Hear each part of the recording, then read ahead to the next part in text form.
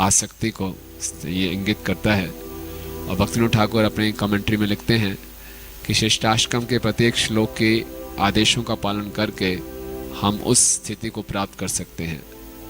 तो ये स्टेज एक साधक की बहुत ही उन्नत स्टेज है और इसमें वो भगवान का विरह अनुभव कर रहा है।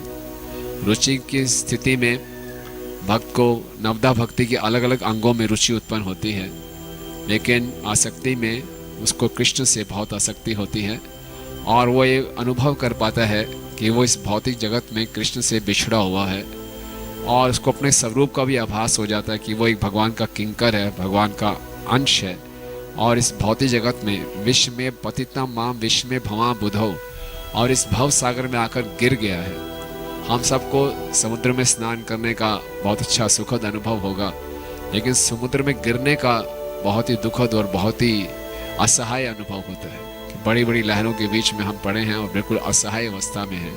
तो भक्त अपने आप को इस संसार में ऐसी अवस्था में महसूस करता है और कृष्ण को पुकार के कहता है कि मुझे अब अपने चरणों की धूलि का कण बना लीजिए, यानी कि जो उनकी वास्तविक स्थिति है उसमें स्थित कर दीजिए।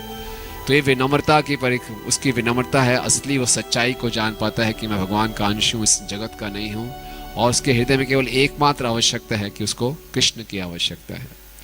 तो हम इस स्थिति पे नहीं हैं, अभी हमारा हृदय इतना शुद्ध नहीं है, हमारे हृदय में बहुत सी इच्छाएं हैं, हम ये नहीं कह सकते कि हम भगवान से विरह अनुभव कर रहे हैं।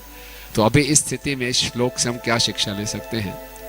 तो इस श्लोक से हम ये सीख सकते हैं कि अभी जिस भी स्थिति में संसार में हम हैं, हमें संसार के दुखों का कुछ तो साक्षात्कार है और इन संसार में इसलिए दुखी हैं कि भगवान से बिछड़े हुए हैं।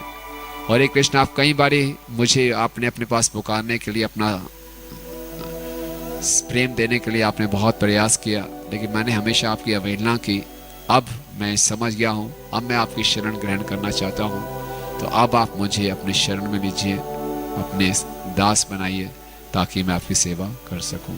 हरे कृष्ण महामंत्र की जय।